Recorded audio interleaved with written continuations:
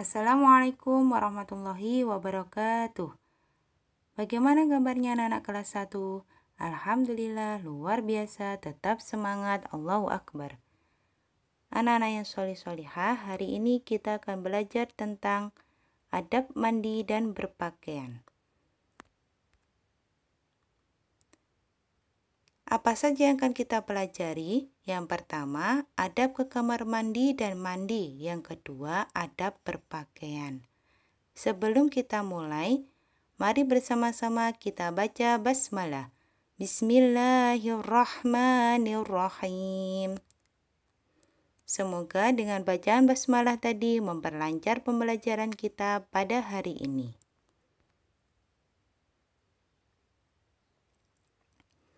Anak-anak yang solih-solihah, yuk bersama-sama kita amati gambar berikut.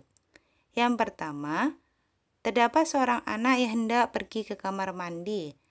Lalu, sebelum dia masuk kamar mandi, dia berdoa. Kemudian, ketika sudah di dalam kamar mandi, dia melepaskan pakaian. Setelah itu, dia mengguyur seluruh badannya dengan air bersih dan suci. Selanjutnya, dia membersihkan dirinya menggunakan sabun dan sampo supaya badannya bersih dan harum. Setelah selesai mandi, dia membersihkan tubuhnya dengan handuk. Kemudian dia keluar kamar mandi dan membaca doa. Setelah itu dia memakai pakaian yang bersih dan suci lalu sholat.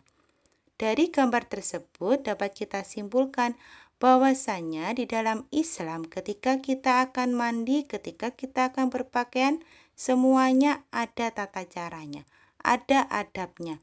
Apa saja? Yuk bersama-sama kita pelajari ya nak. Yang pertama, adab ketika mandi di kamar mandi. Apa saja? Nomor 1, berdoa sebelum masuk kamar mandi. Jadi, kita harus membaca doa supaya apa? Supaya kita terhindar dari setan yang terkutuk. Yang kedua, mendahulukan kaki kiri ketika masuk dan kaki kanan ketika keluar. Apabila kita hendak masuk ke kamar mandi untuk mandi ataupun untuk buang air kecil atau buang air besar, kita harus mendahulukan kaki kiri. Dan apabila kita telah usai di dalam kamar mandi, maka kita keluar menggunakan kaki kanan. Yang nomor 3, membersihkan kotoran dengan tangan kiri. Setelah selesai buang air kecil atau buang air besar, maka kita membersihkan menggunakan tangan kiri, bukan tangan kanan. Kenapa? Karena tangan kanan adalah tangan yang baik. Tangan untuk makan, tangan untuk membuat kue, dan lain sebagainya. Selanjutnya yang nomor 4, mandi sendiri tidak dibantu orang lain. Anak-anak kelas 1 sudah mandi sendiri? Pasti semuanya sudah bisa mandi sendiri. Yang nomor 5, menggunakan sabun dan sampo ketika mandi. Mengapa harus menggunakan sabun dan sampo? Supaya badan kita, rambut kita menjadi bersih, dari kotoran menjadi harum. Yang nomor 6, menggosok gigi dengan benar tidak tergesa-gesa. Kalau kita menggosok gigi dengan benar dan tidak tergesa-gesa, maka kotoran yang terdapat pada sela-sela gigi kita akan bersih. Tapi sebaliknya, kalau kita tergesa-gesa, yang ada gigi kita tidak bersih tapi masih tetap kotor. Nomor 7, menghemat air.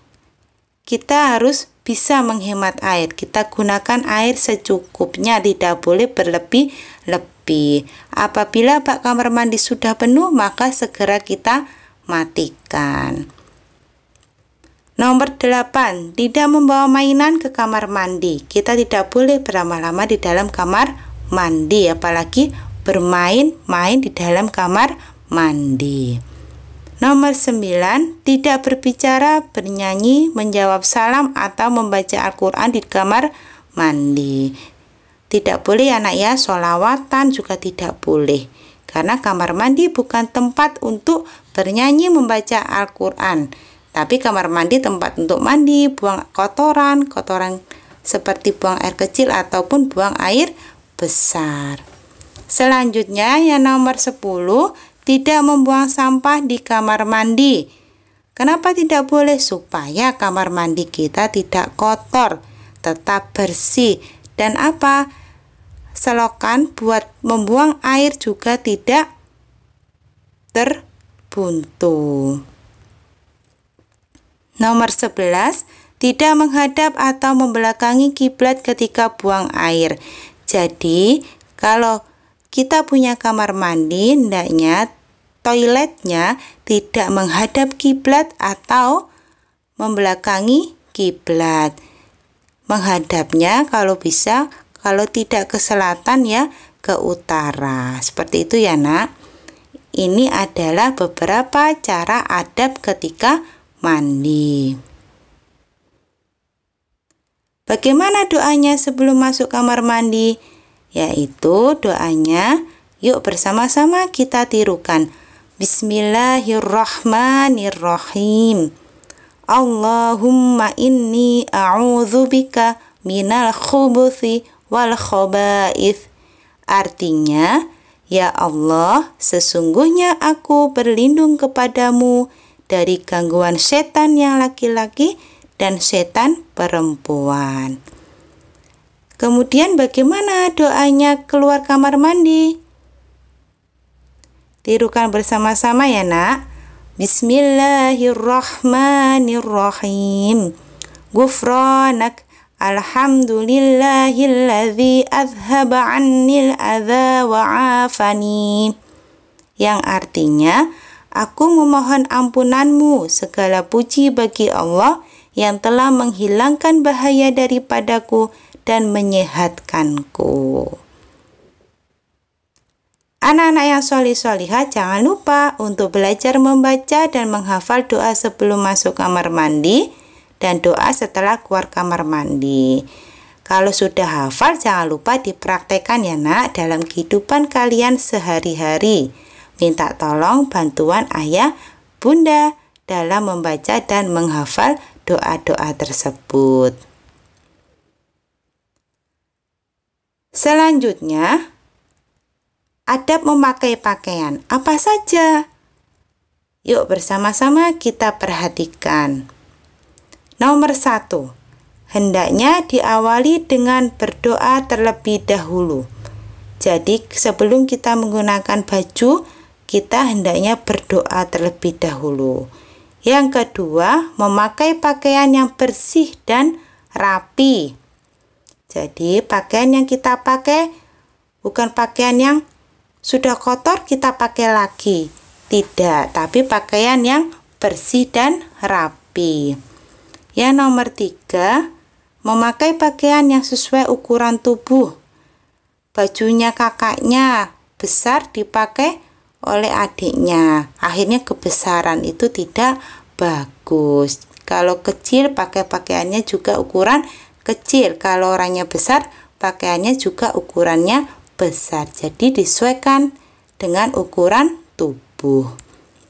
Yang nomor 4, laki-laki tidak memakai pakaian berbahan sutra. Di dalam Islam telah dijelaskan bahwasannya laki-laki tidak boleh memakai pakaian yang terbuat dari kain sutra. Itu hukumnya haram. Yang boleh hanya siapa? Yaitu perempuan. Yang nomor 5, mendahulukan anggota badan sebelah kanan. Apabila kita hendak memakai baju, maka yang kita dahulukan adalah yang kanan, tangan kanan dulu dimasukkan. Kalau ingin memakai celana, maka kaki kanan terlebih dahulu yang dimasukkan.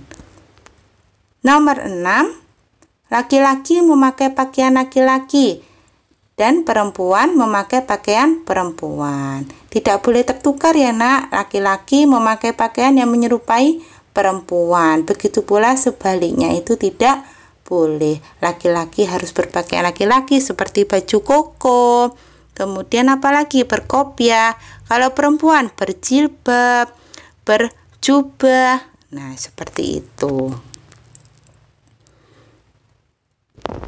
Anak-anakku yang sholih-sholihah, perlu kita ketahui, perlu kita ingat, cara kita berpakaian itu mencerminkan bagaimana kepribadian kita. Oleh karena itu, pakaian yang kita gunakan hendaknya yang sopan, menutup aurat dan tidak berlebih-lebihan. Karena Allah suka sekali terhadap orang yang bersih, orang yang selalu menjaga kesucian, orang yang sederhana. Semoga kita semuanya bisa berpakaian yang selayaknya. Selanjutnya, adab melepas pakaian. Bagaimana caranya? Yang pertama, diawali dengan membaca doa. Yang nomor 2, mendahulukan anggota badan sebelah kiri. Jadi ketika melepas pakaian, yang didahulukan adalah yang sebelah kiri. Tangan kiri terlebih dahulu, kemudian kaki kiri terlebih dahulu. Yang nomor 3, meletakkan baju ganti di tempatnya. Misalnya pulang sekolah, ganti baju. Bajunya diletakkan di sembarang tempat, itu tidak boleh. Jadi kalau kita sudah selesai ganti baju yang kotor segera diletakkan di tempat cucian baju. Yang nomor 4, meletakkan pakaian kotor pada tempatnya. Ini ya tadi. Nah, ini adalah adab melepas pakaian. Selanjutnya, bagaimana doa hendak memakai pakaian? Yuk bersama-sama kita baca. Bismillahirrahmanirrahim. Alhamdulillahilladzi kasani ma'awari bihi aurati wa atajammala bihi fi hayati. Artinya, segala puji bagi Allah yang telah memberiku pakaian yang dengannya aku dapat menutupi auratku dan dengannya pula aku dapat mempercantik diri dalam hidupku. Selanjutnya, bagaimana doa hendak melepas pakaian? Bismillahirrahmanirrahim. Bismillahilladzi la ilaha illa huwa. Dengan nama Allah yang tiada Tuhan selain Dia. Anak-anak yang sholih-sholihah, jangan lupa untuk belajar membaca dan menghafal doa hendak memakai pakaian dan hendak melepas pakaian. Minta tolong ayah bunda ya nak. Kalau sudah hafal, segera dipraktikkan dalam kehidupan sehari-hari. Selanjutnya, yuk bersama-sama kita berlatih soal. Ayo pasangkan kata-kata berikut dengan gambar yang sesuai. Nomor 1, berdoa sebelum memakai pakaian. Yang mana ya? Yaitu E. Nomor 2, menyetrika baju agar rapi. Yaitu pasangannya F. Nomor 3, hemat air. Huruf C. Nomor 4, mencuci baju kotor. Huruf B. Nomor 5, mendahulukan dari sebelah kanan ketika memakai pakaian. Huruf D. Nomor 6, menjaga kebersihan kamar mandi. Huruf A. Betul semua ya jawabannya? Alhamdulillah. Sekian anak-anak pembelajaran kita hari ini. Semoga ilmu yang kita dapat bermanfaat. Syukran katsiran. Ila liqa. Wassalamualaikum warahmatullahi wabarakatuh.